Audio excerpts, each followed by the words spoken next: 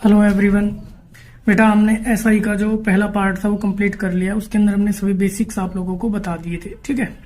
अब हम जो कर रहे हैं इसके कुछ क्वेश्चंस कर रहे हैं जो आपके एग्जाम्स में आते हैं, जैसे आपका एसएससी, डीएसएसबी, केवीएस, जो भी आपके एग्जाम होते हैं गवर्नमेंट जॉब के, उन सभी में ये क्वेश्चन बार बार पूछे जाते हैं। वैसे साधारण ब्याज इतना खास इंपॉर्टेंट टॉपिक नहीं बनता है, लेकिन कंपाउंड इंटरेस्ट आपका मोस्ट इंपॉर्टेंट टॉपिक है। पर फिर भी हमें किसी चीज को छोड़ना नहीं है, इसीलिए हम साधारण ब्याज यानी सिंपल इंटरेस्ट के क्वेश्चंस कर रहे हैं, और उसके बाद हम कंपाउंड इंटरेस्ट को भी करेंगे। पहली बात। दूसरी बात ये, अगर चैनल को अभी तक आपने सब्सक्राइब नहीं किया तो कर लेना, क्योंकि ऐसी वीडियो आपको मैं फर्दर अपलोड करता रहूंगा आपके लिए। चलो हम सवाल करते हैं सीधा। देखो सवाल क्या कह रहा है, कितने समय में 8% साधारण ब्याज की दर से साधारण ब्याज उस धन का 2/5 हो जाएगा। ऐसे सवालों में ना बच्चे को पहली दिक्कत ये होती है कि लैंग्वेज ही समझ में नहीं आती, सवाल पूछना क्या चाह रहा है उसको समझना बड़ा ही जरूरी होता है। देखो पहले आप ये देखो, उसने क्या बोला, कितने समय में, यानी समय हमें नहीं पता, तो टाइम में क्या बोल दूंगा, टाइम तो जी मुझे नहीं पता है जी, टाइम नहीं पता, चलो कोई बात नहीं। उसके बाद उसने क्या बोला, 8% साधारण ब्याज, यानी रेट ऑफ इंटरेस्ट कितना मेरा 8%। जो चीजें मुझे पता चल जाती है उनको मैं लिख लेता हूँ, ठीक है। 8% साधारण ब्याज की दर से, आगे क्या बोला, साधारण ब्याज जो एसआई है ना वो हो जाएगा, क्या हो जाएगा, एसआई हो जाएगा उस धन का, यानी वो धन कौन सा, जो प्रिंसिपल है हमारा, वो धन कौन सा बेटा, जो प्रिंसिपल है, यानी उस धन का 2/5 हो जाएगा। यानी जो मेरा प्रिंसिपल होगा ना, जो मेरा प्रिंसिपल होगा उसका क्या हो जाएगा, 2/5। ये बात यहाँ तक की समझ में आई। जो उसने बोला वो हमने एज इट इज कर लिया है। सवाल को करने का सबसे अच्छा तरीका यही है कि आप चीजों को पहले क्वेश्चन के अकॉर्डिंग उतार लीजिए।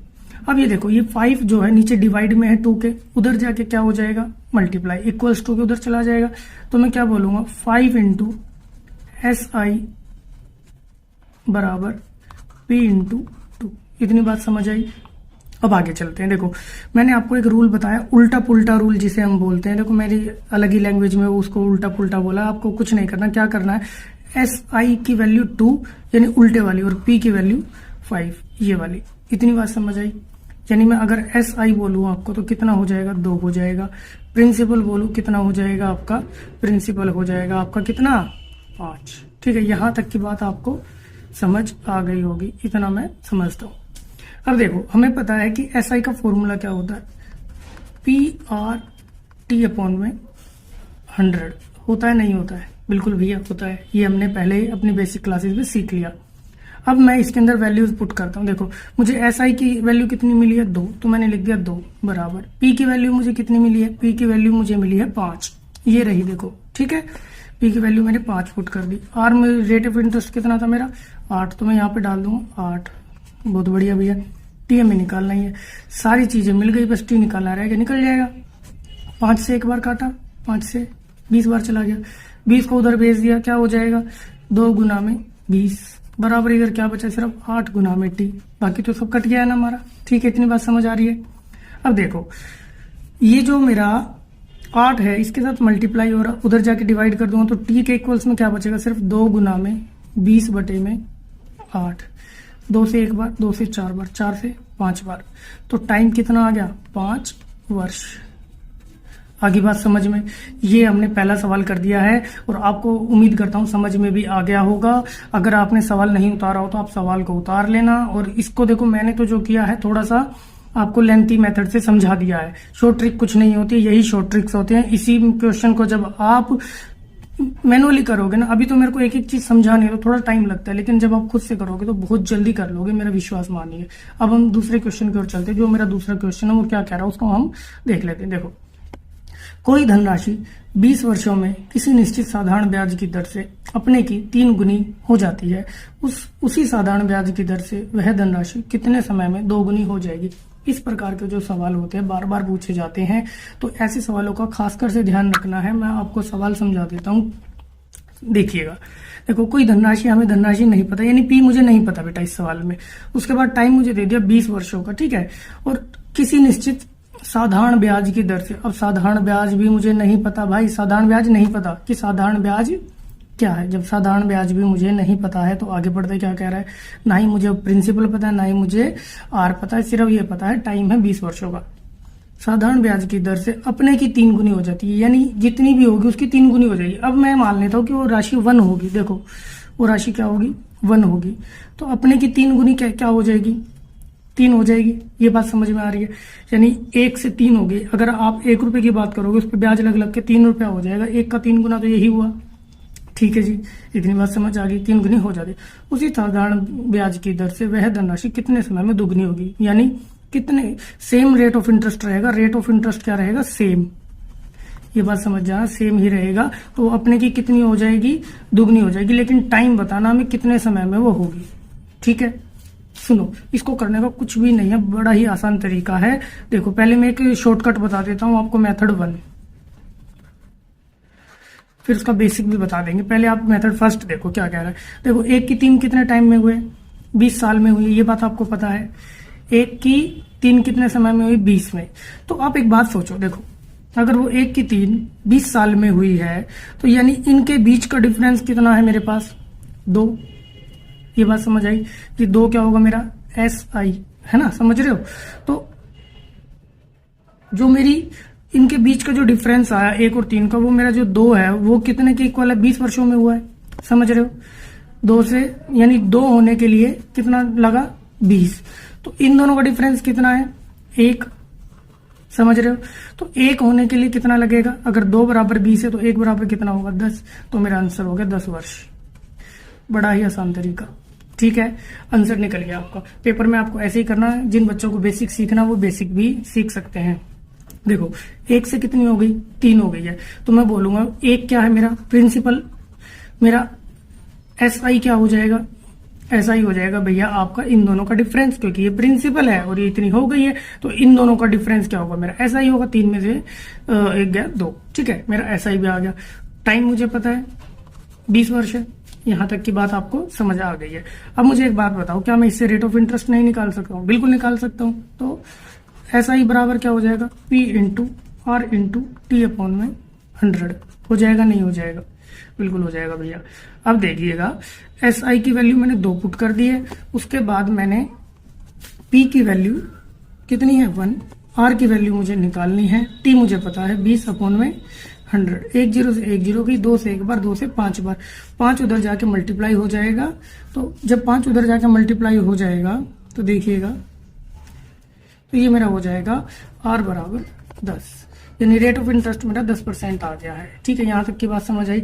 अब इसकी जो दूसरी कंडीशन बनी थी मेरी ये वाली, ये देखिएगा, इसके अंदर जब मैं इसको पुट कर दूंगा, SI मेरा यहाँ पर कितना रहेगा, 1 रहेगा, प्रिंसिपल मेरा 1 रहेगा, और आपका रेट ऑफ इंटरेस्ट 10 आ गया है। टाइम मुझे निकालना है बटे 100। ये बात समझ आई, नहीं आई? अगर नहीं आई तो मुझे कमेंट में बता देना भाई, ठीक है। मैंने क्या बोला कि रेट ऑफ इंटरेस्ट मैंने अभी निकाला है, यहाँ पर एक मेरा क्या है, प्रिंसिपल है, जो यहाँ पे मैंने ये ले रखा था, ठीक है। उसके बाद मेरा ये मेरा प्रिंसिपल हो गया, ये मेरा इन दोनों का डिफरेंस जो होगा वो क्या होगा, SI हो गया है। पुट कर दिया, 1 0 से 1 0 गई, T ये यहाँ पे सब कट चुका, सिर्फ 10 बचा, तो T बराबर क्या हो गया, 10 वर्ष। यही आंसर आया था ऊपर भी हमारा। उम्मीद करता हूं आपको समझ आ गया होगा, और आगे के सवाल अब आगे देखते हैं। भाई सवाल नंबर 3 आ गया। सवाल नंबर 3 में देखो क्या बताया गया है। कह रहा है 10,000 रुपए में से कुछ भाग 8% साधारण ब्याज की दर पर तथा शेष भाग 10% साधारण ब्याज की दर पर दिया गया है। देखो सवाल को समझना बड़ा ही आसान है। देखो 10,000 रुपए टोटल है, उसको 2 भागों में तोड़ दिया गया। ये नहीं पता कि अब ये मत सोचना 5-5 हजार में तोड़ेगा। बहुत से बच्चे क्या करते हैं, 10,000 रुपए हैं जी, उनको 5-5 हजार में तोड़ दिया, ये गलत हो जाएगा। ये आपका क्या हो जाएगा, बिल्कुल गलत। उसने 10,000 रुपए को तोड़ा है, लेकिन कितने कितने रुपयों में तोड़ा है वो हमें नहीं पता है सवाल के अंदर। तो उसने बोला कि जो दोनों भाग तोड़े गए, पहले भाग को तो 8% पे दिया गया, दूसरे भाग को 10% साधारण ब्याज पे। यानी आप ये सोचो, एक लड़का है, उस लड़के ने अपने पास 10,000 रुपए रखे थे, उसमें से 2 भागों में उसको तोड़ दिया, और पहले भाग को 8% साधारण ब्याज पे उधार दे दिया, दूसरे वाले को 10% साधारण ब्याज पर उधार दे दिया। किसी को 2 अलग अलग लोगों को दिया। अब जब साल के अंत में उसके पास पैसा आया, यानी 1 वर्ष की जो उसकी औसत आई ब्याज की दर, वो 9.2 आई। कितनी आई, 9.2% ये आई है, ठीक है ना। तो ये उसकी औसत निकल के आ गई है। तो हमें क्या बताना है कि उसका पहला भाग जो उसने उधार पे दिया था वो कितना है। हम पहला भी निकाल देंगे, दूसरा भी निकाल देंगे, टोटल तो हमें पता ही। चलो देखो, ऐसे सवालों को करने के लिए आप लगाया करो मिक्सचर और एलिगेशन का रूल।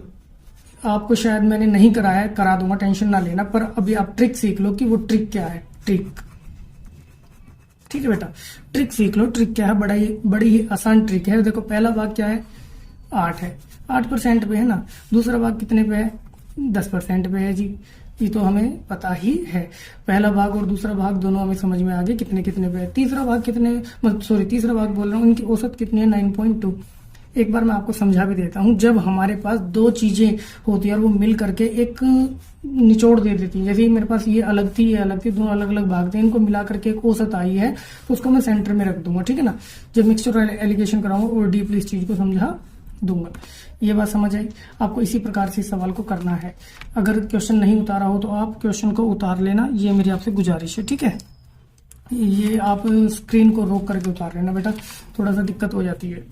अब देखो मुझे क्या करना, इनका डिफरेंस निकालना। ये 8 है और ये 9.2 है, तो इसका दोनों का डिफरेंस क्या हो जाएगा, 1.2 हो जाएगा, ठीक है। देखो 8 में से 9 घटाएंगे तो 1 आएगा ना, लेकिन 9 में से 8 घटाओ, 8 में से 9 घटाओ, आपको वो देख लेना। हमें डिफरेंस चाहिए, कभी आप यहाँ माइनस प्लस कर दो, कुछ नहीं, बस इन दोनों का डिफरेंस चाहिए, ठीक है ना, घटाना नहीं है, डिफरेंस। इन दोनों का डिफरेंस क्या हो जाएगा, 9.2 में जिस करोगे तो 0.8, ठीक है। अब घटा करके देख लेना, ठीक है, जिसको दिक्कत आ रही हो। पहली बात तो ये होगी। दूसरी बात, अब आगे जब हम चलते हैं तो ये देखते हैं, पॉइंट से तो मैं पॉइंट खत्म कर दिया।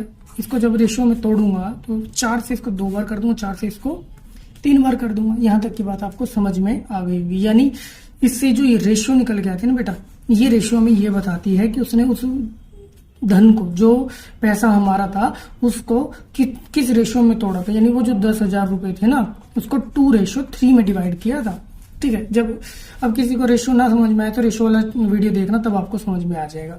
2:3 में उसने तोड़ा। अब पहला भाग निकालना। पहला भाग क्या है मेरा, 2, ठीक है। टोटल कितना हो जाएगा, 3 और 2 5।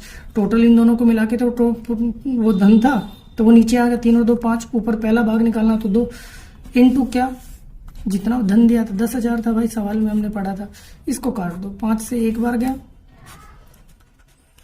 बराबर 4,000।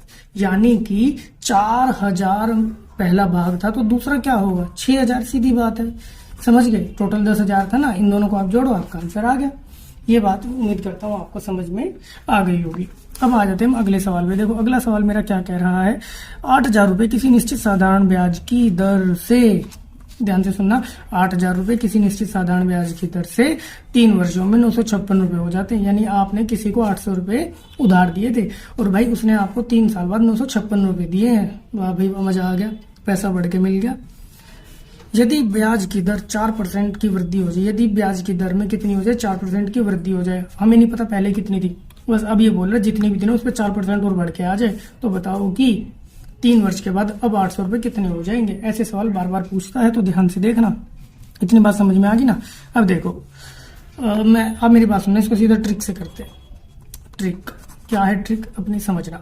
देखो 800 रुपए थे मेरे पास, कितने हो गए बेटा, 956। ये बात समझ में आ गई है। अब आप बैठ के ज्यूम कर रहे हो, अगर मैं 4% और एक्स्ट्रा ले लेता ब्याज पे तो मुझे कितना मिलता, 800 रुपए के कितने मिलते, ये सवाल है।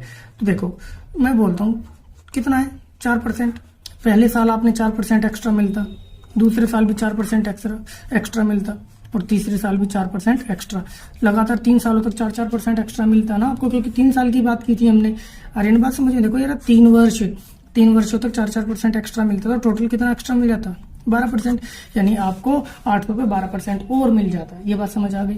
अगर मैं 800 का अब 12% निकाल दूं, 2 0 2 0 12 96, यानी 96 रुपए आपको क्या मिल जाते, एक्स्ट्रा मिल जाते। पहले कितने मिल रहे थे, 956, अब 96 और एक्स्ट्रा मिल रहे हैं, तो टोटल कितने आपको मिल जाएंगे, 6 और 12 का 2 का हासिल लिया 1, 15 का 5 का हासिल लिया 1 और 10, ये 1,052 रुपए आपको मिल जाएंगे। 800 के कितने हो गए बेटा, 800 के कितने हो गए, 1052। यही सवाल ने पूछा था कि 800 के कितने हो जाएंगे, 1,052 रुपए हो जाएंगे। यहाँ पे आपका ये सवाल खत्म हुआ। अगला सवाल देखते हैं। भाई क्वेश्चन नंबर 5 हमारे सामने आ गया है। क्वेश्चन नंबर 5 को ध्यान से देखिएगा। क्वेश्चन नंबर 5 जो कह रहा है, वो कह रहा है कि 12,000 रुपए को 2 भागों में इस प्रकार बांटो कि पहले भाग पर 12% एसआई की दर से 3 वर्षों में प्राप्त एसआई, दूसरे भाग पर 16% साधारण ब्याज की दर से 4 वर्ष में प्राप्त होने वाले एसआई के बराबर होगा। देखो क्वेश्चन थोड़ा लंबा, एक बार में आपको समझना थोड़ा सा कठिन होगा, मैं समझा देता हूँ। इसमें हमें दो भाग दो बार में इसको सोल्व करेंगे, पहला भाग तथा दूसरा भाग, दोनों भाग इसके निकालेंगे। इस टाइप के क्वेश्चन में क्या पूछा गया, देखो टोटल है 12,000 रुपये, ठीक है। इसको दो भागों में तोड़ दिया गया। अब ये नहीं पता कितना कितना, ये चीज ध्यान रखना, आधा आधा नहीं करना, ठीक है। 12,000 रुपये अब दोनों को ब्याज पे दे दिया गया अलग अलग। वही पिछली वाली कहानी अपनी, एक लड़का है, उस लड़के ने क्या करा है, उसके पास 12,000 रुपये, कितने रुपए हैं 12,000 रुपये, उसने दो लोगों को दे दिया, एक ए को दे दिया, एक बी को दे दिया। ये बात समझ आई। जब उसने दो लोगों को पैसा उधार दिया तो दोनों को अलग अलग रेट ऑफ इंटरेस्ट पे दिया है, अलग अलग समय के लिए दिया है। तो लेकिन उसको इसमें एक कंडीशन हमारी सेम होगी, क्या यहाँ से जो ब्याज मिला और यहाँ से जो ब्याज मिला, यानी दोनों कंडीशन में एसआई क्या है, बराबर है दोनों में। तो इससे हमारा करना आसान हो गया। अब ध्यान से सुनना, देखो अगर मैं आपको ये बोलूं कि ए को कुछ पैसा दिया, कितने रेट ऑफ इंटरेस्ट पे दिया है भैया, 12% पे दिया है, कितने समय के लिए दिया है, 3 वर्ष के लिए दिया है, ठीक है।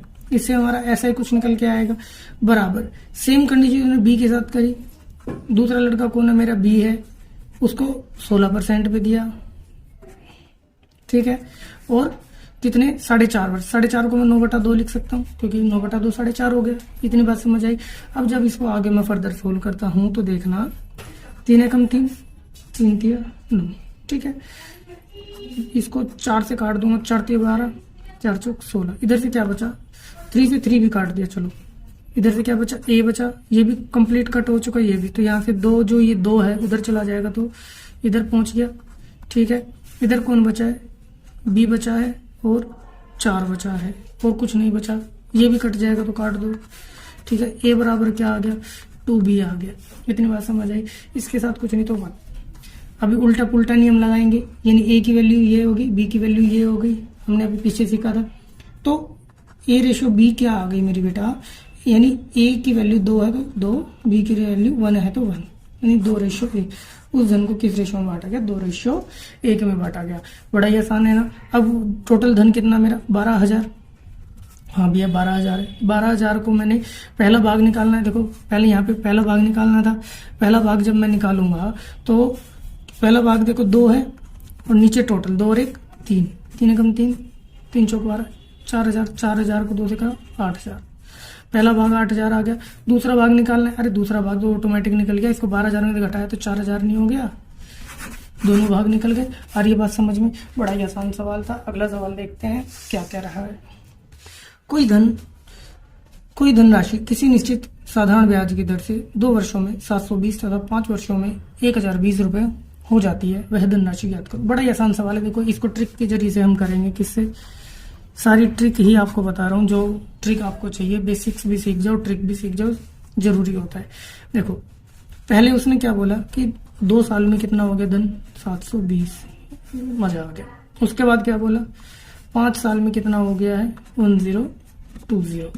ये बात उसने मुझे बताई कि भाई 2 साल तक उसने जब पैसे को उधार दिया तो 720 रुपए वापस मिले, और जब 5 साल के लिए दिया तो 1,020 रुपए उसको वापस मिले। अब ये नहीं पता वो धन क्या है, वो धन ही हमें निकालना है। ऐसी कंडीशन में आप देखो इसका और इसका डिफरेंस कितना है, 3 ईयर, 3 साल है ना भाई। और पैसा कितना बढ़ गया 3 साल में, 720 से 1,020 हो गया 300 रुपए, ठीक है। ऐसा क्यों हुआ, क्योंकि भैया ब्याज मिला होगा 3 साल तक, इसीलिए 300 रुपए बढ़ गए। यानी 300 रुपए की जो 3 साल में 300 रुपए के क्या मिल गया मुझे ब्याज, तो 1 साल में कितना मिला होगा, 100 रुपए मिला होगा। 2 साल में कितना मिला होगा, 200 मिला होगा। ये बात समझ आ गई होगी, मैं उम्मीद करता हूँ, ठीक है ना। ये 300 इन दोनों का जो डिफरेंस है 300 है। और ये 300 क्यों बढ़ा हमारा, क्योंकि हमारे को ब्याज मिल रहा था, ठीक है। वो भी 3 साल में 300 रुपए का ब्याज मिला, 1 साल में 100 का मिला होगा, 2 साल में 200 का मिला होगा। यहाँ तक बात समझ आ गई। और मैं आपसे बात करूं 2 साल में मुझे टोटल कितना मिला था, 720। 2 साल में टोटल कितना मिला था मुझे, 720। अगर मैं बोलूं 720 में से अगर मैं 200 घटा दूं, 200 क्यों घटा दूं, क्योंकि 200 रुपए तो ब्याज है, 200 रुपए ब्याज के घटाए तो क्या होगा 520। ये क्या होगा मेरा प्रिंसिपल, यानी वह धन जो मुझे निकालना था। इसने क्या बोला था, वह धनराशि ज्ञात करो, तो वो धनराशि कितनी होगी मेरी 520 रुपए, क्योंकि 200 रुपए तो क्या था उस पर सिर्फ ब्याज ही ब्याज था, वो ब्याज मैंने हटा दिया। इस प्रकार इस सवाल को हम कर सकते। देखो अगर आप बेसिक से करोगे ना तो एक्स वाई जेड मान के आप परेशान हो जाओगे, और पेपर में इतना समय होता नहीं है कि हम उनको एक्स मान के करें, ठीक है ना।